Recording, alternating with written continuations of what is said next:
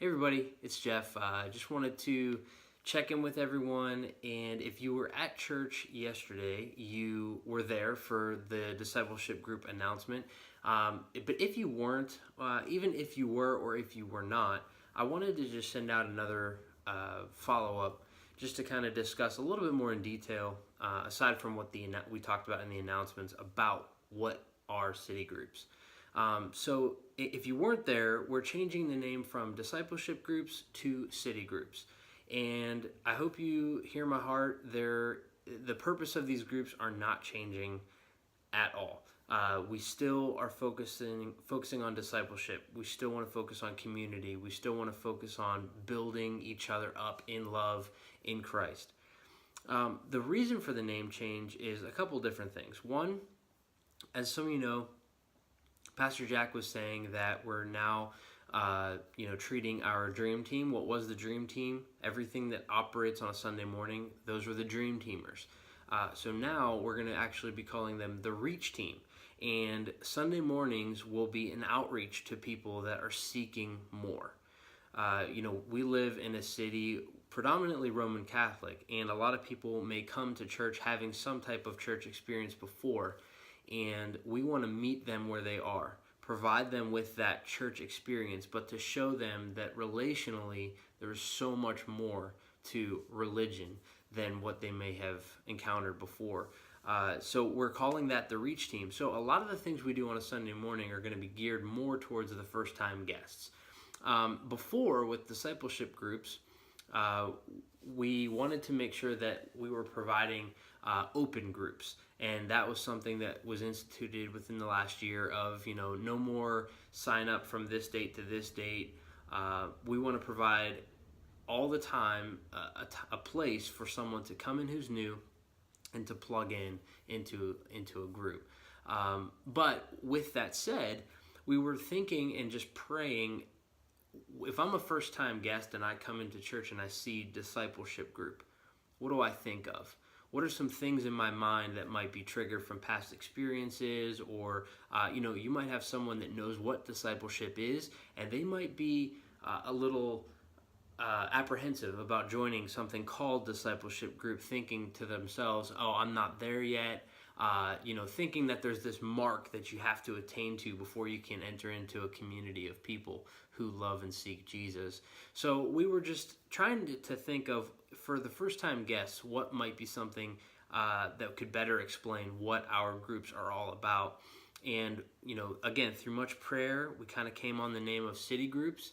And we also, I don't know if anyone's noticed, but prior to, when you would sign up for a group, you would see the names of the hosts, the last names of each host. But what we did was we actually switched that. This was before deciding to call it city groups. We switched it to now the locales of where each of those groups meet. So, for example, my group's in Dormont. So now when you go to the kiosk, you see the Dormont group or the Baldwin group, Southside, Ross Township, Homestead, all these different groups. And then that was even before we changed it to city groups. Now the name of discipleship groups being changed to city groups, it just falls in line, and it makes so much more sense that we are in the city for the city. And so that was just one reason for the change. But a big reason, and this is something that kind of just came from me just praying and thinking about it, asking God, what type of vision in this next season of discipleship groups does He want? And I know we all know Jeremiah 29:11, right? It's like the most famous verse. It's found on all kinds of coffee mugs and towels and all kinds of things, right? And it's where God tells the Israelites, "I have plans for you, plans to prosper you." And, it's this verse filled with hope.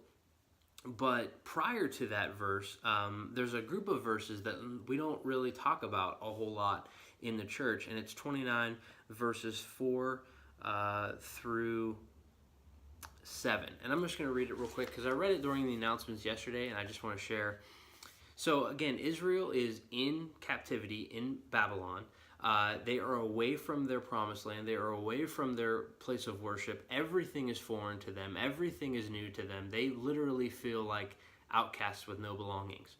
And instead of God encouraging them to, don't worry, I've got your back. We're gonna be leaving Babylon soon, because I'm sure that's what they expected. In verse 4, we read this. Jeremiah says to the Israelites, God says to the Israelites through Jeremiah, "This is what the Lord Almighty, the God of Israel, says to all those who I carried into exile from Jerusalem to Babylon. Build houses and settle down, plant gardens and eat what they produce. Marry and have sons and daughters. Find wives for your sons and give your daughters in marriage so that they too may have sons and daughters. Increase in number there, do not decrease.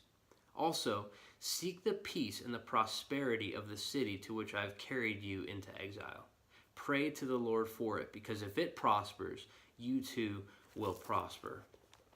And I love that imagery, that even in their exile, even in their being away from what they know to be familiar, it's not that they withdrew. They did not critique. They did not withdraw. God actually called them to plant themselves and to own and to love and to be in the city that they were in exile.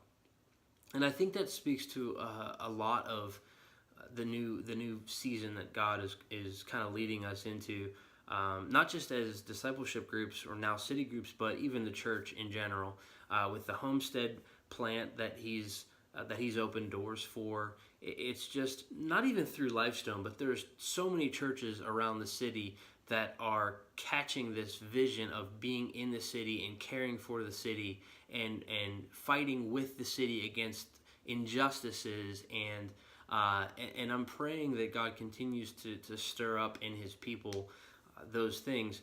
And I feel like one of the ways he's doing that is by allowing us to be a part of city groups in the city for the city. So a couple things moving forward, what I want you guys to be thinking about is, where are you located? What city group are you a part of? Are you a part of Dormont? Are you a part of Squirrel Hill, Ross Township, Westview? Be thinking of some ways that you as a community group of people can be living out the Great Commission within that town, within that borough, within that locale. Even if it's partnering with other local churches within that are maybe doing some outreaches, or maybe it's hosting a block party, or maybe it's finding some people to do something. Maybe we used to at Lifestone do Adopt a Block, where we would see people in need in the locales where we were located, and we did something about it. We bought groceries, we mended fences, we did something, we cut grass. So I think that's a big part of our discipleship, and a big part of outreach is, are we owning the locales that we're in?